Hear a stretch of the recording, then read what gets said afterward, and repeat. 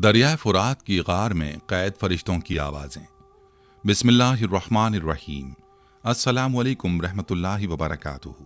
नाज़रीन, नबी करीम सल्लल्लाहु अलैहि वसल्लम ने दरिया फुरात के हवाले से जो पेशगोई की थी वो एक बहुत अहम और क़यामत के करीब होने वाली पेशगोइयों में से है, जो आज के दौर में हकीकत बन रही है। इस पेशगोई के मुताबिक दरिया फुरात में किसी वक्त इतनी बड़ी लड़ाई होगी कि उसमें 99% लोग मारे जाएंगे और सिर्फ 1% बचेंगे। आज की वीडियो में हम इस पेशगोई पर रोशनी डालेंगे और देखेंगे कि माहिरीन और साइंसदान इस बारे में क्या कहते हैं। दरिया फुरात के खुश्क होने के बाद कई खौफनाक दरियाफ्तें हो रही हैं और माहिरीन का कहना है कि दरिया की गहराई से निकलने वाली गारों में से कुछ ऐसी आवाज़ें आ रही हैं जो बहुत अजीब और पुरअसरार हैं। साइंसदानों ने उन आवाज़ों और उन दरियाफ्तों के बारे में कई हैरत अंगेज मालूमात फराहम की हैं जो कि इस पेशगोई के साथ जुड़ी हुई हैं। इस वीडियो में दरिया फुरात की अहमियत और तारीख को भी बयान करेंगे ताकि आप बेहतर तौर पर समझ सकें कि ये पेशगोई किस तरह हकीकत के करीब पहुंच रही है और दुनिया किस तरह एक आखिरी जंग की तरफ बढ़ रही है, जिसका जिक्र अहादीस मुबारका में आया है। इस वीडियो को आखिर तक देखें और अगर आप हमारे चैनल पर नए हैं तो बराह करम सब्सक्राइब करें ताकि आपको मजीद अहम वीडियोस मिल सकें।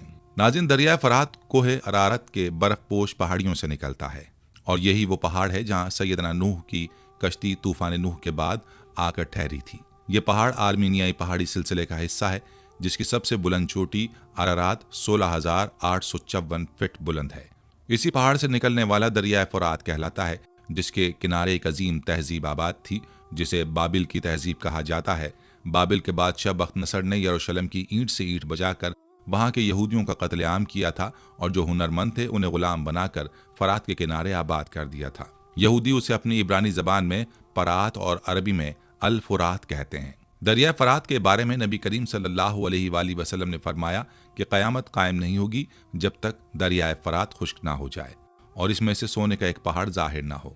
उस सोने के पहाड़ के लिए लोग आपस में शदीद झगड़ा करेंगे और जंग करेंगे और हर शख्स उस सोने के खजाने की मिल्कियत हासिल करना चाहेगा। इस जंग में इतना खून बहेगा कि हर 100 में से 99 लोग मारे जाएंगे और सिर्फ एक बचेगा। अगर तुम इस सोने के पहाड़ को देखो तो तुम्हें इस लड़ाई में शामिल नहीं होना चाहिए, क्योंकि इस लड़ाई में हिस्सा लेने वाले तमाम अफराद जहन्नुमी होंगे। ये सोना अल्लाह की तरफ से एक आजमाइश होगा और आखिरकार अल्लाह उसे गायब कर देगा। नाज़रीन, हदीस नबवी सल्लल्लाहु अलैहि वसल्लम की हकीकत हमें बताती है कि सोने के ज़ख़ीरे की इतनी ज़्यादा कीमत होगी कि दुनिया की हर कौम इसे हासिल करने के लिए लड़ेगी। ताहम अल्लाह की तरफ से एक अजीम आजमाइश होगी जिससे बचना ज़रूरी है और यही वजह है कि नबी करीम सल्लल्लाहु अलैहि वसल्लम ने इस लड़ाई में शामिल होने से मना किया। नाज़रीन, अगर हम दरिया फुरात की अहमियत को देखें तो ये दरिया 3 बड़े मज़ाहिब यानी इस्लाम, ईसाईयत और यहूदियत में एक ख़ास मकाम रखता है। हत्ता कि एक हदीस में ये भी जिक्र है कि दरिया फुरात जन्नत के चश्मों में से एक चश्मा है जिसका पानी न सिर्फ साफ बल्कि पाकीज़गी देने वाला है। ये तसव्वुर ईसाइयों की किताब बाइबल में भी पाया जाता है, जहाँ बाइबल के चैप्टर नंबर 16 में बताया गया है कि यह दरिया जन्नत के दरियाओं में से एक है और इसके खुश्क होने की पेशगोई की गई है। इस पेशगोई का जिक्र बाइबल में भी है, मगर नबी करीम सल्लल्लाहु अलैहि वसल्लम ने इस पेशगोई को ज़्यादा वजाहत के साथ बयान किया है। अगर हम किसी दरिया को जन्नत के चश्मे में से एक समझें तो इसका खुश्क होना यकीनन अल्लाह की निशानियों में से एक होगा और उसकी नाराज़गी का इजहार भी। मौजूदा सूरत हाल पर नज़र डालते हुए हम देखते हैं कि पिछले 30 से 40 सालों में दरिया फुरात की सतह बहुत तेज़ी से कम हो रही है। हालिया कुछ अरसे में दरिया अपने असल हुजूम से तकरीबन 80% तक सुकड़ चुका है और माहिरीन का कहना है कि आने वाले चंद सालों में दरिया फुरात मुकम्मल तौर पर खुश्क हो सकता है, जिसके नतीजे में उन इलाकों में पानी की शदीद कमी होगी जहाँ ये दरिया हमेशा से ज़िंदगी का अहम वसीला रहा है। जहाँ तक सोने के ज़ख़ीरे का ताल्लुक है जो दरिया फुरात के खुश्क होने पर ज़ाहिर होगा, तो उसका राज भी इत्तफ़ाक़न माहिरीन की तहक़ीक़ात में सामने आया। एक टीम ने दरिया फुरात के सुकड़ने के असरात पर तहक़ीक़ की और उस दरिया के किनारे बसने वाले लोगों से इंटरव्यू किए। उन लोगों से पूछा गया कि दरिया फुरात के पानी में कमी और मछलियों समेत दीगर अनवा की कमी से उनकी रोज़मर्रा ज़िंदगी पर क्या असरात मुरत्तब हुए हैं। माहिरीन इस हकीकत से हैरान रह गए जब दरिया फुरात के किनारे बसने वाले खाना बदोश माहीगीरों ने बताया कि अगरचे दरिया सुकड़ रहा है और मछलियों की तादाद कम हो गई है, जिसकी वजह से उनका कारोबार मुतासिर हुआ है, मगर दरिया के किनारे की रेत में पानी के साथ सोने के ज़र्रात भी मौजूद हैं जो पहले कभी नहीं देखा गया था और ना ही उनके आबा व अजदाद से ऐसा सुना था। इन्हीं माहीगीरों के मुताबिक जब उन्होंने दरिया फुरात के पानी में मिट्टी को छाना तो उसमें सोने के छोटे छोटे ज़र्रात मिले जो ये इशारा देते हैं कि दरिया फुरात के नीचे सोने का एक बड़ा ज़ख़ीरा दफन है। चूँकि दरिया फुरात अब भी अपनी असली हालत में मौजूद है और इस पर लाखों लोगों की ज़िंदगियों का दारो मदार है। इसलिए इस दरिया को मुकम्मल तौर पर खुश करना या मोड़ना मुमकिन नहीं। माहिरीन की तहकीक तो कुछ और थी, लेकिन ये इंकिशाफ उनके लिए नए सवालात का सबब बन गया। उसके बाद उन्हें ये पता चला कि इस बारे में अल्लाह की इल्हामी किताबों में पहले से पेशगोइयाँ मौजूद हैं। नबी करीम सल्लल्लाहु अलैहि वसल्लम ने न सिर्फ इस सोने के ज़ख़ीरे की पेशगोई की, बल्कि इससे जुड़े अजीम फसाद के बारे में भी बताया जो सोने पर कब्जा करने के लिए बर्पा होगा। दरिया फ़रात का खुश्क होना, उसमें सोने का ज़ाहिर होना और उस पर कब्जे के लिए दुनिया की ताकतवर अक़वाम का आपस में लड़ना, ये सब क़यामत की इब्तिदाई अलामात में से एक है। हदीस के मुताबिक इस फसाद के बाद क़यामत की बड़ी निशानियां शुरू हो जाएंगी। इससे ये भी ज़ाहिर होता है कि दरिया फ़रात के खुश्क होने से पहले दज्जाल का ज़हूर होगा और इमाम मेहदी अलैहिस्सलाम का ज़हूर भी होगा, जबकि हज़रत ईसा अलैहिस्सलाम भी नाजिल होंगे। ताहम ये सब महज अंदाज़े हैं और इसके बारे में कुछ हतमी नहीं कहा जा सकता, लेकिन यह हकीकत है कि दरिया फ़रात का खुश्क होना एक बड़ी अलामत होगी। हदीस में बयान करदा अल्फाज के मुताबिक इस फसाद के बाद क़यामत की आखिरी निशानियाँ, जैसे कि बड़े तूफ़ान और वो हवा जिससे तमाम मोमिन अफराद अल्लाह की तरफ मुंतकिल हो जाएंगे, उन सब का आगाज़ हो जाएगा। इसके नतीजे में सिर्फ काफिर ही दुनिया में बाकी रह जाएंगे जिन पर क़यामत आएगी। नाज़रीन, साइंसी तहकीक के मुताबिक माहिरीन ने हाल ही में दरियाफ्त किया कि दरिया फ़रात के मुकम्मल तौर पर खुश्क होने में अभी तकरीबन 10 से 15 साल का वक्त है, जबकि एक तहकीक के मुताबिक ये वक्त 20 से 25 साल तक भी हो सकता है। इसके बाद भी चूंकि दरिया फ़रात का डेल्टा एक दलदली इलाके की तरह बन जाएगा, मज़ीद तहकीक करना बहुत मुश्किल होगा। ताहम अल्लाह की कुदरत से कुछ बईद नहीं है, क्योंकि जिस तरह से दरिया फ़रात के पानी में सोने के ज़र्रात हैं, ये वाज़ेह तौर पर दिखाता है कि वो वक्त ज़्यादा दूर नहीं जब ये दरिया मुकम्मल तौर पर खुश्क हो जाएगा और क़यामत की अलामात का ज़हूर शुरू हो जाएगा। इस अहम मौजू पर बात करते हुए हमें अल्लाह रब्बुल इज़्ज़त के अहकामात पर अमल करना बहुत ज़रूरी है। नबी करीम सल्लल्लाहु अलैहि वसल्लम के फरमान के मुताबिक अगर दरिया फ़रात से सोने का ज़ख़ीरा ज़ाहिर हो तो हमें ऐसी किसी भी लड़ाई में हिस्सा नहीं लेना। नबी सल्लल्लाहु अलैहि वसल्लम ने वाज़ेह तौर पर तंबीह की है कि ऐसी लड़ाई में शामिल होने वाला हर शख्स जहन्नुमी होगा, इसलिए हमें इस बात का ख्याल रखना चाहिए और अपने अमाल को दुरुस्त करना चाहिए। नाज़रीन, 2024 में दरिया फ़रात सबसे ज़्यादा गूगल किया जाने वाला दरिया बन चुका है और इस दरिया से मुताल्लिक ऐसी खबरें मंज़र आम पर आई हैं जिन्होंने माहिरीन को गहरी सोच में मुब्तला कर दिया है। हाल ही में साइंसदानों ने दरिया फ़रात के बारे में कुछ ऐसी दरियाफ्तें की हैं जिन्हें सुनकर आप भी हैरान रह जाएंगे, क्योंकि ये बातें इस बात का सबूत फराहम करती हैं कि यकीनन दरिया फ़रात में होने वाली तब्दीलियों के बाइस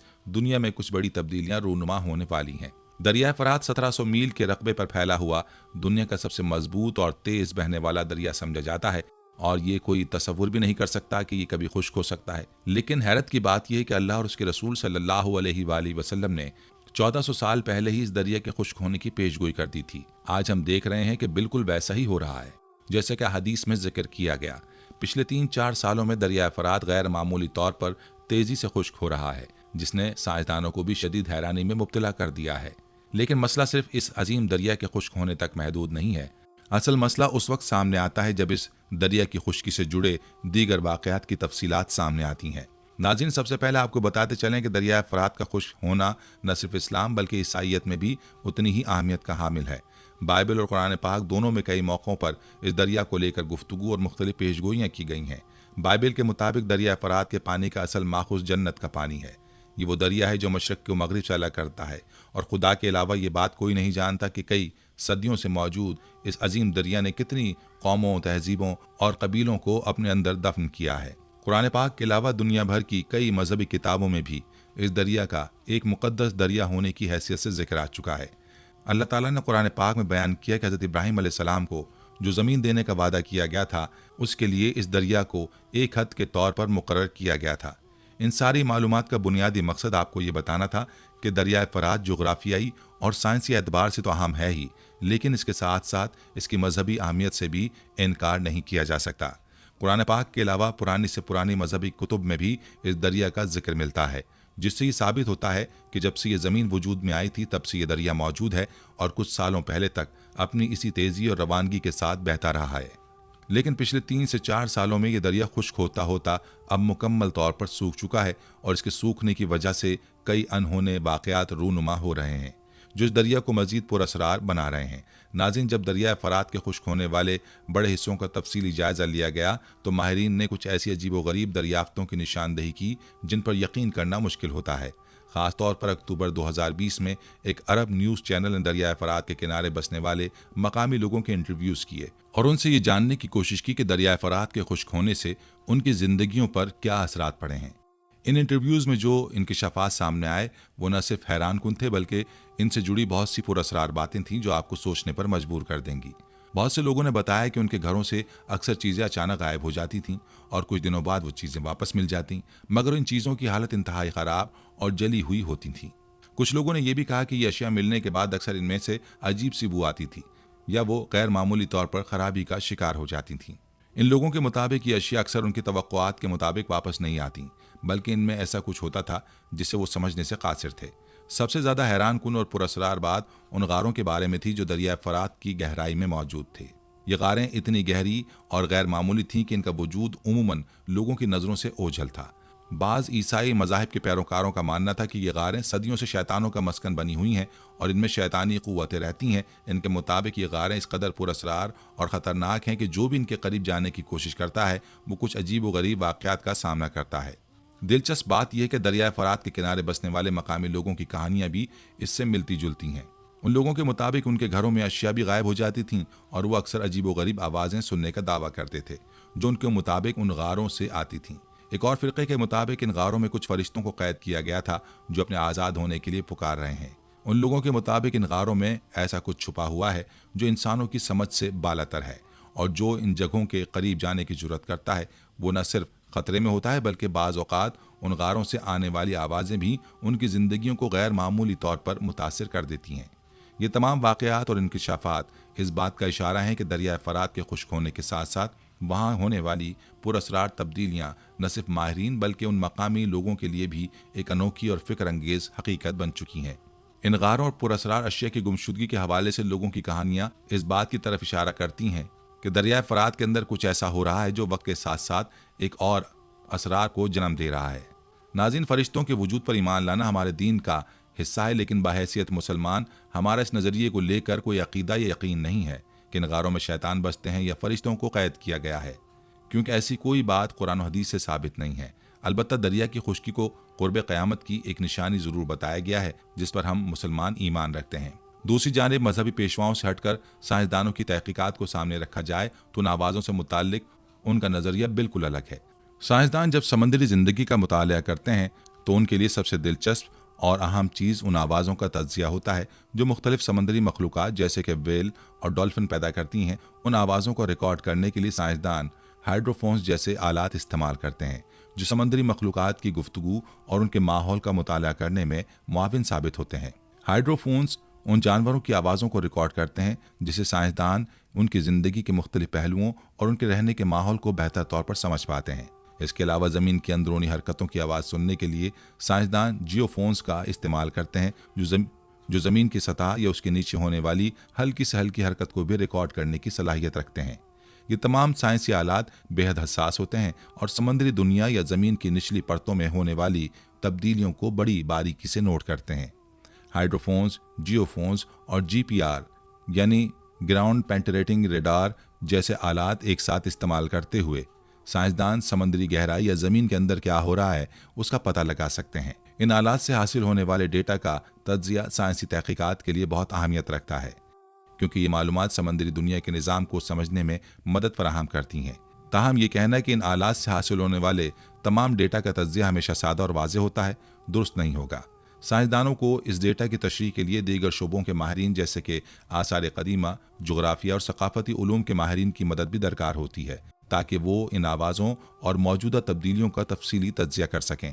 इसी वजह से दरियाए फरात से आने वाली आवाज़ों के हवाले से साइंसदान अभी तक किसी हतमी नतीजे पर नहीं पहुँच पाए हैं। साइंसदानों का कहना है कि ये आवाज़ें मुख्तलिफ नौइयत की हैं और इन आलात की मदद से उन आवाज़ों को रिकॉर्ड करना इतना आसान नहीं है। ये आलात इतने भी जदीद नहीं कि वो समंदर की गहराई में होने वाली तमाम तब्दीलियों को मुकम्मल तौर पर नोट कर सकें।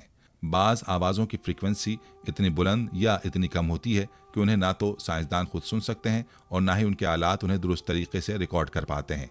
इसका मतलब यह है कि कभी कभी आवाज़ रिकॉर्ड तो हो जाती है लेकिन इसे समझना मुश्किल हो जाता है और ये नहीं कहा जा सकता कि यह आवाज़ किस चीज़ की है या इसका क्या मकसद है। यही वजह है कि दरियाए फरात से आने वाली आवाज़ें बहुत गैर मामूली समझी जा रही हैं। दरिया की पेचीदा नौइयत और उसमें होने वाली मुसलसल तब्दीलियाँ इस बात को मज़ीद पेचीदा बना देती हैं। दरियाए फरात एक बहुत बड़ा दरिया है जिसका जोग्राफियाई ढांचा पेचीदा और कुदरती माहौल बहुत जानदार है। इस दरिया का एक बड़ा हिस्सा वक्त के साथ खुश्क हो चुका है और उसमें रोजाना की बुनियाद पर नई तब्दीलियां रूनुमा हो रही हैं। साइंसी तहकीक के लिए जरूरी है कि माहौल में किसी हद तक इस्तेहकाम हो ताकि मुतालिया और तज्जिया ज्यादा मौसर हो सके, लेकिन दरियाए फरात की मौजूदा हालत में ये इस्तेहकाम नहीं है। अब जबकि साइंसदान दरियाए फरात के मुख्तलिफ हिस्सों, खासतौर पर गहरी खाइयों और गारों से आने वाली आवाज़ों को समझने में नाकाम है, मजहबी पैरोकारों के लिए सूरत हाल का फ़ायदा उठाना ज़्यादा आसान हो चुका है। कई लोग इस बात का दावा करते हैं कि इन गारों में शैतानों की मौजूदगी है और ये आवाज़ें दरअसल शैतानों की कैद में फंसे हुए फरिश्तों की पुकार हैं। चूँकि साइंस अभी तक इन आवाज़ों का कोई वाज़े और हतमी जवाब नहीं दे सकी, इसलिए ये बातें मजहबी हलकों में ज़्यादा कबूलियत हासिल कर रही हैं। ये एक ऐसा मसला बन चुका है जिसकी मुख्तलिफ तफसीरें और नज़रियात पेश किए जा रहे हैं और इसमें हकीकत क्या है ये अभी तक मालूम नहीं हो सका। नाज़रीन, ईसाई मज़हब का ये नज़रिया मुसलमानों के नज़रिए से बिल्कुल अलग है। बहैसियत मुसलमान हमारा इस बात पर यकीन है कि इस दुनिया में ऐसी कोई ताकत नहीं जो अल्लाह की मर्ज़ी के बगैर किसी को कैद कर सके। रही इन खौफनाक आवाज़ों की, तो यकीनन आज या कल साइंसदान इस बात का खोज लगा ही लेंगे। तब तक एक मुसलमान होने की हैसियत से हमारा फोकस ये होना चाहिए कि दरियाए फरात की खुश्की से हम क्या सबक लेते हैं। क्या इस पेशगोई का पूरा होना हमारे लिए एक याद दहानी नहीं है कि इस दुनिया को एक दिन ख़त्म होना है और हमें अगली दुनिया की तैयारी रखनी चाहिए। नाज़रीन, यहाँ आपको दरियाए फरात की मज़ीद अहमियत और तारीख़ बताते चलें, जिससे आप अंदाज़ा लगा सकते हैं कि किस तरह दुनिया इस आखिरी जंग की तरफ बढ़ती चली जा रही है, जिसका तज़किरा अहादीस मुबारका में भी मौजूद है। नाज़रीन, ये दरिया तुर्की से गुजरता हुआ अरफा के शहर के पास शाम के इलाके में दाखिल होता है। अरफा वही शहर है जहाँ सैयदना इब्राहीम अलैहिस्सलाम को नमरूद की आग में फेंका था और आग अल्लाह के हुक्म से सर्द हो गई थी। आज भी बुलंद पहाड़ियों पर वो 2 सुतून इस्तादा हैं जिनसे बांधकर हज़रत इब्राहीम अलैहिस्सलाम को मंजनीक नुमा बड़ी गुलैल से नीचे जलाई गई बुलंदियों को छूती हुई आग में उछाला गया था। आज उस आग वाली जगह एक खूबसूरत तालाब है जिसमें रंग बिरंगी मछलियाँ तैरती होती हैं। जराबलस के शहर के पास से गुजरता हुआ ये दरिया उस बड़े सहरा नुमा मैदान में दाखिल हो जाता है जहाँ आमाक और दाबिक के मकामात हैं। ये वही मकामात और सहरा हैं जहाँ रसूल अकरम सल्लल्लाहु अलैहि वसल्लम ने उस बड़ी जंग की पेशगोई की है जिसमें अहले रोम यानी यूरोप 80 झंडों तले इकट्ठा होकर लड़ने आएंगे और हर झंडे तले 12,000 सिपाही होंगे, यानी 9,80,000 इन्फेंट्री। इतनी बड़ी तादाद बैक वक्त एक महाज पर किसी जंग में आज तक इस्तेमाल नहीं हुई। इराक में दरिया अलंबार के इलाके से दाखिल होता है। इसी दरिया के किनारे करबला का मैदान है जहाँ नवासे रसूल सैयदना इमाम हुसैन रजी अल्लाह अन्हु की अलमनाक शहादत हुई थी। कुर्बो जवार में हज़रत अली रजी अल्लाह अन्हु का नजफ है। ये दरिया अपने हम रकाब ज़रा फासले पर बहने वाले दरियाए दजला के साथ साथ बहता हुआ आपस में मिलकर शत्तुल अरब के मकाम पर खलीज फारस में डूब जाता है। सैयदना इब्राहीम अलैहिस्सलाम से लेकर आज तक ये दरिया लातादाद अहम वाक़यात का शाहिद है। इन्हीं दोनों दरियाओं के दरमियान दुनिया की कदीम तरीन तहजीब मेसोपोटामिया आबाद थी, जो 3000 साल कबल मसीह से भी पुरानी है। इस दरिया के किनारे हज़रत इब्राहीम अलैहिस्सलाम ने अपना सफ़र शुरू किया। मक्का की वादी में खाने काबा को उसकी बुनियादों पर उस्तवार किया। सैयदा हाजरा और हज़रत इस्माइल अलैहिस्सलाम के हवाले ये मुक़द्दस सरज़मीन की और ख़ुद यरूशलेम चले गए, जहाँ आज भी अल खलील में उनका मज़ार है। इस पूरे सफ़र के हर शहर और इलाके को यहूदी मुक़द्दस मानते हैं और इसे वापस हासिल करके आखिरी ज़माने में कायम होने वाली आलमी यहूदी सल्तनत में शामिल करना चाहते हैं।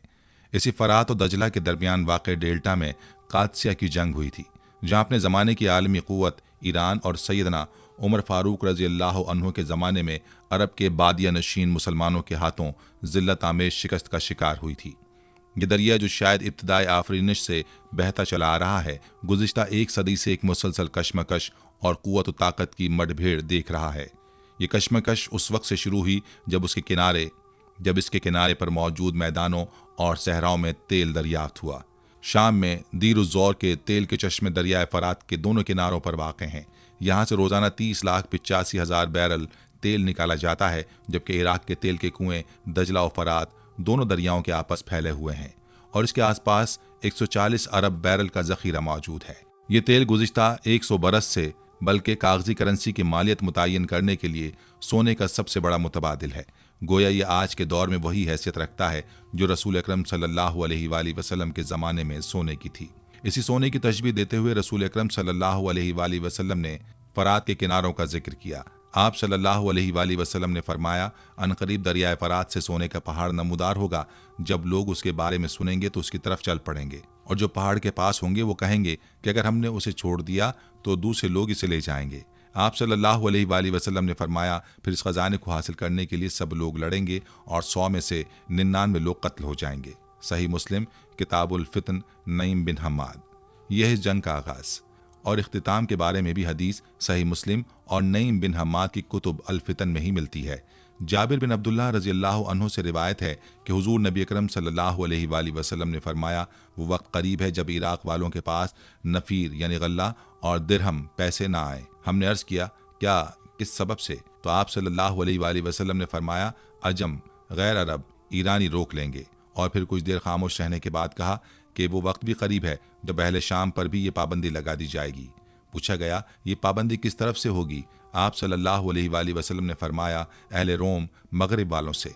फिर थोड़ी देर खामोशी के बाद इरशाद फरमाया, मेरी उम्मत में एक खलीफा होगा जो लोगों को माल लपलप भर कर देगा और शुमार नहीं करेगा। उसके बाद आप सल्लल्लाहु अलैहि वसल्लम ने कसम खाई और फरमाया, उस अल्लाह की कसम जिसके कब्जे में मेरी जान है, इस्लाम यकीनन अपनी पहली हालत की तरफ लौटेगा जिस तरह उसकी इब्तिदा मदीने से हुई थी। सही मुस्लिम। यानी फरात पर सोने की पहाड़ के लिए होने वाली जंग 100 में से 99 अफराद की जान ले लेगी और उसके बाद इमाम मेहदी या खलीफा मेहदी मुसलमानों की क़यादत करेंगे। इस जंग का आगाज़ उस वक्त से हो गया था जब 1912 में तेल दरियाफ्त हुआ तो खिलाफत उस्मानिया ने टर्किश ऑयल कंपनी बनाई। उसके ठीक 4 साल बाद 6 नवंबर 1916 को बरतानिया ने इराक से जंग का आगाज़ किया और 1917 में बगदाद पर कब्जा कर लिया। हिजाज में अंग्रेज़ों का साथ देने वाले शरीफ मक्का हुसैन बिन अली के बेटे फैसल को फरात और दजला की सरजमीन का सरबराह बनाया गया। 1932 में इराक को आज़ाद किया गया तो 3 साल बाद 1935 में फरात के किनारे एक बहुत बड़ी शिया सुन्नी लड़ाई शुरू हो गई जो 1 साल चलती रही और हज़ारों इंसानों की जानें ले गई। दूसरी जंग अजीम शुरू हुई तो एक अरब कौम परस्त रशीद आली कलानी ने जर्मनी की मदद से बगावत कर दी और इराक पर कब्जा कर लिया। इसी वजह से बरतानिया ने इराक पर हमला किया। इस खूनरेज मार्के में बरतानिया ने फतह हासिल की, लेकिन फिर तकरीबन 7 साल यानी 6 अक्टूबर 1947 तक बरतानवी फौजें इराक में रहीं। उस वक्त से लेकर आज तक ये खित्ता मुसलसल हालत जंग में रहा है। बैरूनी हमलावर ना भी थे तो आपस में कभी शिया सुन्नी मार के और कभी कौम परस्त अरब या दीगर कुर्द कौम परस्त हुकूमत से उलझते रहे और फरात के किनारे इंसानों का खून बहता रहा। इसराइल के साथ भी 2 जंगें हुईं, 1948 में और दूसरी 1967 में। दोनों जंगों में दरियाए फरात पर आबाद लोगों ने जिल्लत आमेज शिकस्त खाई। 1980 से लेकर 1988 तक चलने वाली ईरान इराक जंग 10 लाख इंसानों का नजराना ले गई। सद्दाम हुसैन का इराक पहले सोवियत यूनियन की सियासत का अखाड़ा था और उसके पड़ोसी ईरान पर खित्ते का अमरीकी थानेदार रजा शाह पहलवी बरसरे इक़्तिदार था। लेकिन आयतुल्लाह खुमैनी के ईरानी इनकलाब ने पूरे खित्ते में वफादारियों की बिसात उलट कर रख दी। फरात के किनारे आबाद सद्दाम हुसैन के इराक ने ईरान को कमज़ोर जाना और उस पर जंग मुसल्लत कर दी। उस 8 साल जंग में 10 लाख लोग लुक़मा अजल बन गए। जंग खत्म हुई, सिर्फ 3 साल अमन से गुजरे थे कि अमेरिका ने इराक पर हमला कर दिया। इससे पहले सद्दाम हुसैन को उकसाया कि कुवैत पर कब्जा करो और फिर फरवरी 1991 में इराक की ईंट से ईंट बजा दी गई। जंग में शिकस्त के बाद वहाँ की शिया और कुर्द आबादी को सद्दाम के खिलाफ बगावत पर उकसाया गया। बदतरीन लड़ाई हुई जिसमें कीमियाई हथियार तक इस्तेमाल किए गए। अक़वाम मुत्तहिदा ने वहाँ के कुर्दों के लिए एक महफूज इलाका मखसूस किया जिस पर इराक के तैयारों की परवाज़ मना कर दी गई। इस हद तक पाबंदियां लगाई गईं कि दवाइयां तक रोक ली गईं। एक अंदाजे के मुताबिक 20 लाख बच्चे सिर्फ दवा ना मिलने पर मौत की आगोश में चले गए। बदनाम ज़माना तेल के बदले खुराक प्रोग्राम शुरू हुआ और दुनिया भर का करप्ट माफिया इराकियों का तेल औने पौने दामों खरीद कर उन्हें खुराक बहम पहुंचाता रहा। इस सारी सूरत हाल माशी पाबंदी के दरमियान दिसंबर 1998 में अमरीका और बरतानिया के जंगी जहाज़ों ने इराक के ठिकानों पर इसलिए हमला कर दिया कि उन्हें शक था कि वहाँ कीमियाई हथियार मौजूद हैं। 11 सितंबर 2001 के बाद दुनिया बदली तो फरात का ये किनारा एक दफ़ा फिर लहू रंग हो गया। मार्च 2003 में अमेरिका ने इराक पर हमला कर दिया और फिर सद्दाम की 7 लाख फौज चश्मे-जन में गायब हो गई। बीच चौराहे में लगा सद्दाम का मुजस्समा अमरीकी फौजियों ने गिराया और बगदाद के तख्त पर हुकूमत के लिए एक गवर्निंग काउंसिल बना दी। उस दिन से दिसंबर 2005 तक अमरीकी अफवाज अलकायदा और दहशतगर्दी के नाम पर बगदाद में कत्लेआम करती रहीं। नाज़िन, कैसी कैसी कहानियाँ हैं जो उस दौर में मंजर आम पर आईं। अबू गरीब जेल में इंसानों पर कुत्ते छोड़ने से लेकर जिनसी ज्यादतियाँ तक सब कुछ हुआ। फलूजा, मौसल और करकुक के शहरों को बार बार मुहासरे में लेकर दहशतगर्दों की तलाशी के नाम पर आम शहरी तशद्दुद और कत्ल गारत का निशाना बनाए गए। जून 2006 में अमरीकियों के हाथों अबू मुसब जरकावी की शहादत के बाद मामला थोड़े ठंडे हुए, लेकिन फिर शदीद किस्म की शिया सुन्नी जंग का आगाज हो गया। समारा के इलाके में खुदकुश बमबार के हाथों लातादाद शिया ज़ायरीन जहाँ बहक हुए तो मामला मजीद गंभीर हो गया। अगस्त 2007 में कुर्द और शिया लीडरान वजीर आजम नूरुल मालिकी के हक में इकट्ठे हो गए, लेकिन ये किसी सुन्नी लीडर को साथ ना मिला सके। खलीज बढ़ती गई। यही वो दौर था जब इराक में ब्लैक वाटर की मौजूदगी का पता चला, जिसने अजराह आम लोगों पर फायर खोलकर 17 लोगों को लुक़्मा अजल बना दिया था। 2008 में अमरीकी फ़ौज ने हुकूमत से मुआहदा किया कि अमरीकी फ़ौज 2011 में इराक से निकल जाए। दिसंबर 2011 में अमरीकी अफवाज वहाँ से निकली तो सितंबर 2013 में सुन्नी इलाकों में बगावत शुरू हो गई। उस एक साल में 7,157 शहरी धमाकों में हलाक हुए। फलूजा रमादी के इलाके मैदान जंग बन गए। अलम्बार सूबे और मौसल के इलाकों से इमारात इस्लामी के नाम पर दाइश का आगाज़ हुआ और उसी दरिया फ़रात के किनारे उन्होंने इराक और शाम के इलाकों में अपनी हुकूमत का ऐलान कर दिया। दाइश के ख़तरे के बाद सितंबर 2014 में शिया रहनुमा हैदर अलीबाद ने सुन्नियों और कुर्दों को साथ मिलाकर हुकूमत कायम की। अगले 3 साल तक इस्लामी इमारात यानी दाइश के खिलाफ जंग के साल थे, लेकिन उसके साथ साथ एक और तूफान ने पूरे मशरिक़ वस्ता को घेर लिया, जिसे अरब बहार कहते थे। यह आज़ादी, जमहूरियत और हुकूक की जद्दोजहद के नाम पर अरब ममालिक पर कायम की गई दहाइयों की आमरियतों के खिलाफ एक तहरीक थी, जो तकरीबन हर मुल्क में अचानक उठ खड़ी हुई। ट्यूनिस के अली ज़ैनुल आबिदीन के 24 साला इक़्तिदार के खात्मे से लेकर मिस्र में हुस्न मुबारक की रुखसती और मुर्सी की हुकूमत और फिर माजूली तक इस तहरीक ने बहुत रंग बदले, लेकिन इसका असल मार्का शाम की सरजमीन और खुसूसन इसी फ़रात के किनारे आज भी बरपा है। गुज़िश्ता 8 बरसों से ये सरजमीन मुसलमानों के खून से रंगीन हो रही है। दमिश्क से हलब, अदलब, रक़्क़ा, मौसल, बगदाद, फलूजा, हर जगह बशारुल असद के मुकाबिल अरब जहादी गुरोहों और ईरानी सरपरस्ती वाली मलेशियाओं के दरमियान एक जंग बरपा है। दरियाए फ़रात 8 लाख मुसलमानों के खून से रंगीन हो चुका है। 10 लाख यतीम उर्दून और सऊदी अरब के इलाके शाम और तुर्की के बॉर्डर पर मौजूद कैंपों में ज़िंदगी गुजार रहे हैं। 60 लाख लोग हिजरत करके दुनिया भर के मुख्तलिफ ममालिक में बेयारो मददगार पड़े हैं। फ्रांस की मशहूर सड़क शांज़-एलीज़े पर अगर आपको किसी कोने में कोई हिजाब वाली औरत अपने प्यारे प्यारे बच्चों के साथ भीख मांगती मिले तो जान लें कि वो शाम से दरबदर होकर यहाँ पहुंची है। जर्मनी, नॉर्वे, फ्रांस, स्पेन और इटली के शहरों में सख्त सर्दी के आलम में पुलों के नीचे यही शामी मुसलमान हैं जो कत्ल होने के खौफ से यहाँ निकले हैं। सिर्फ तुर्की में 40 लाख मुहाजिरीन हैं। इन सब हिजरत ज़दों का इलाका फ़रात का किनारा है। दीर-उज़-ज़ौर हो या हलब, फलूजा हो या मौसल, हर जगह सिर्फ और सिर्फ कत्ल व गारत नजर आती है। लबनान के बैरूत से लेकर ईरान के सरहदी इलाके अर्दबेल तक ये खित्ता एक बहुत बड़ी जंग की आग में झोंका जा चुका है, जिसका इशारा रसूल अकरम सल्लल्लाहु अलैहि वसल्लम ने फरमाया था। कासिम सुलेमानी की अमरीकियों के हाथों शहादत बहुत बड़ा वाक़या है। ये वाक़या इस पूरे खित्ते को इस जंग की तरफ ले जा चुका है, जिसका इशारा रसूल अकरम सल्लल्लाहु अलैहि वसल्लम ने फरमाया था। हज़रत काब रज़ियल्लाहु अन्हु से रिवायत है कि आप सल्लल्लाहु अलैहि वसल्लम ने फरमाया, मशरक़ी समंदर दूर हो जाएगा और उसमें कोई कश्ती भी ना चल सकेगी, चुनाचे एक बस्ती वाले दूसरी बस्ती में ना जा पाएंगे। इब्न माजा। ये इशारा आबनाए हरमज़ की तरफ है, जो तकरीबन 21 मील चौड़ी है, लेकिन उसमें से सिर्फ 2 मील चौड़ाई ऐसी है जहाँ से जहाज़ गुजर सकते हैं। अगर ईरान इन 2 मीलों को अपने मिसाइल के निशाने पर रखता है तो क्या होगा? अरब से जाने वाला तेल रुक जाएगा। लेकिन अमेरिका ने ये चाल सोच समझ कर चली है। अमेरिका और यूरोप अब से यहाँ तेल नहीं खरीद रहे। अमेरिका तो एक कतरा भी यहाँ से नहीं लेता। यूरोप का तेल रूस और नॉर्वे से आता है।